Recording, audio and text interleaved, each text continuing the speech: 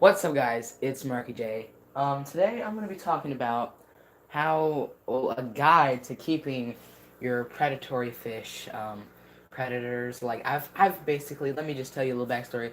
I've been having predators literally the whole time I've been into the fish hobby. My first fish was a bicher, a Senegal bicher, so you can say I have some experience. I have 3 fish tanks and well, actually, one of them doesn't have any predators in it right now, but it's soon to have predators in it. And so I basically just really love predator fish. Today I'm going to be showing you a simple beginner's guide for your predator fish. My first predator fish was a bicher. And of course, I thought it was going to be like the other fish that I've like the fish that you see in the pet store, the goldfish, whatever. But I always had a little thing for the predator fish when I was a little kid. I loved sharks and things like that in the ocean. So I was always like, ooh, chomp chomp. So, yeah. But anyways, so again, first fish, bicer. So I was starting off feeding it worms and all kinds of crazy stuff like that. I basically just fed it worms every day because I went outside and caught worms back when things were different, basically. And then I've slowly been upgrading, and then I had that little green sunfish, and then I had that largemouth bass, and I've had different types of catfish that are mean and eat a lot. And then I got my first, then I went through a kind of a bluegill stage, actually. That was weird. But then I got my first, and then there's, of course, a different fish in between here. I'm just telling you guys about the predators. The bluegill definitely I raised to be predators. But, guys, and then I got my first Oscar. And that just changed the whole predatory fish level for me because it's just so much personality. Why is he like not being like not showing anything right now? I'm not showing you guys him because he's sitting and he's being a bum. He's usually just swimming all around and he usually is saying hi to me at the top. But right now he's being weird. Look, he's just being like that. I haven't done a water change in a couple days. Also, then the second big predatory fish I got was this flower horn, Kyle. It's a female. I was gonna get a male. I thought it was a male actually, but it was not. It was when she was a baby. Her head was like the same. And but like I got her. Let me tell you guys how big I got these fish when they were. Sorry, I'm recording on my phone, so it's in this kind of level.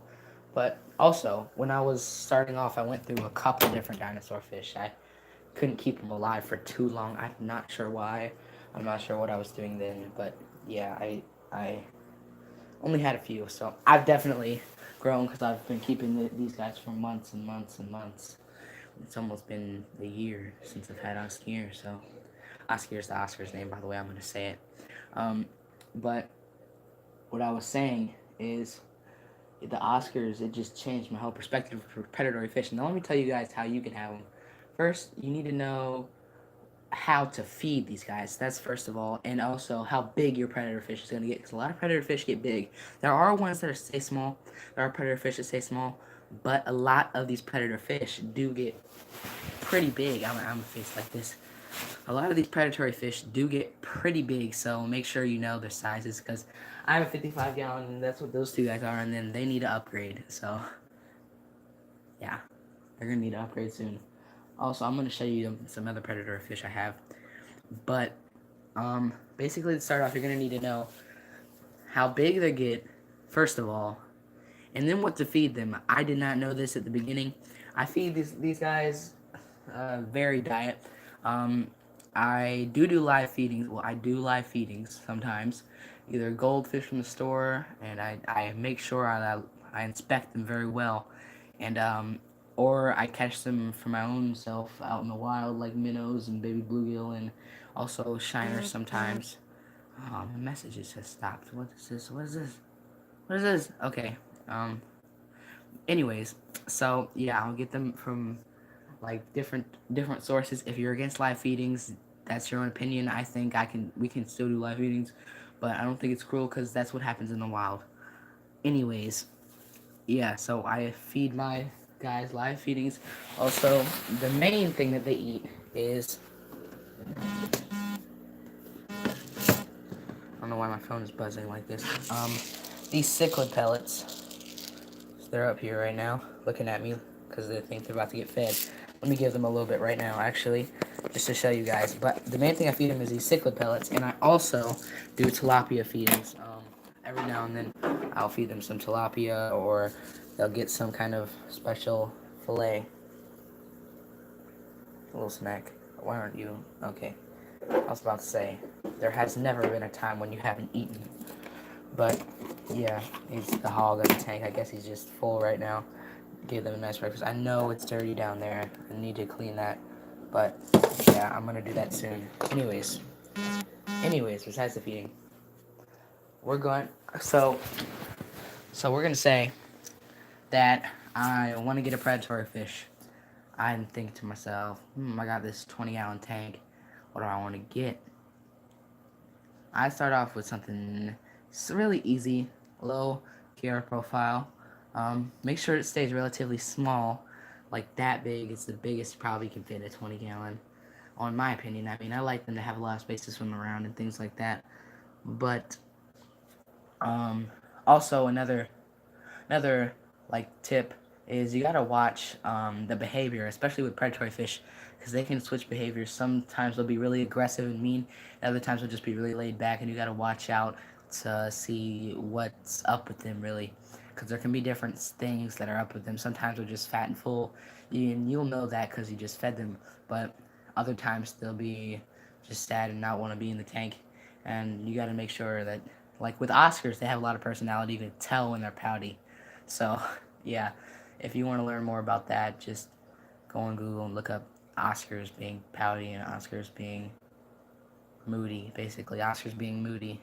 And King of DIY had a video where his old Oscar, changed colors depending on its mood, just boom, right there in the video, and it was awesome. I watched the video and saw it. I didn't even notice it, really, until he pointed it out, but it was crazy. Anyways,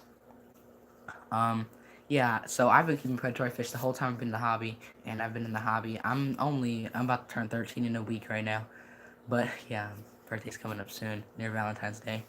But anyways, I'm about to turn 13 soon, so I've been in the hobby since I was a little kid. I got my first little SpongeBob decorated fish tank when I was pretty young, and I had that little 10-gallon. I have my brother's old 10-gallon right now. It has some little fish in it for my grandma. She couldn't keep her old tank, and I couldn't give them up, so I had to keep them. But anyways, besides the point, yeah, I've been doing this for a while. Also, I want to show you another predatory fish I have. I showed you the big tank. Actually, something else in the big tank I'm going to show you after this, after I show you what's in here. But I have, these guys aren't really predatory, but I have two gizinger eyes. There is a channel catfish in there. I've definitely kept channel catfish before. I used to have a flathead catfish, but he sadly passed away. I don't know why. Some reason I found him floating in one day, and that was sad. I also got my first Jack Dempsey right here. First Jack Dempsey I've ever had.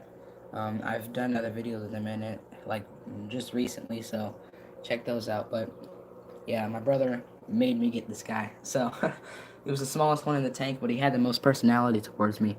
So I definitely wanted to get him. First Jack Dempsey I've ever gotten. We're gonna see him grow, see him get big and everything like that. So yeah, definitely we'll keep you guys updated on that. He's the boss of the tank. Actually, the catfish is the boss of the tank, but during the daytime, he's the boss of the tank. He can run off both of those gouramis at the same time. It's pretty funny to watch actually because they're double his size, but he's dominant. So hope you guys learned something from this video and basically have been learning how to keep predatory fish. I hope this gave you guys some kind of pointers. Make sure you do your research on these fish because you never know how big they may get. And you might see that little cute arowana swimming in the tank, and then when it's huge and you're like, what am I going to do with this thing? Don't call me because I don't have the space right now. But call like Ohio Fish Rescue or something. Actually, do that. Check them out on Instagram and stuff. But don't just send stuff to them, okay? Just don't do that. But yeah, want to upgrade tanks, want to get more predatory fish. More predatory fish coming soon, guys. I love predatory fish. It's my favorite type of fish, really. Thinking about turning this 10-gallon into a predator tank. Anyways, let me stop telling you guys my ideas before, yeah, I get exposed and it's like, oh, he's going to do that. But yeah, anyways, Guys, be awesome. Get yourself a predatory fish, but make sure you do your research on it. Make sure you know what's up with it. And bye.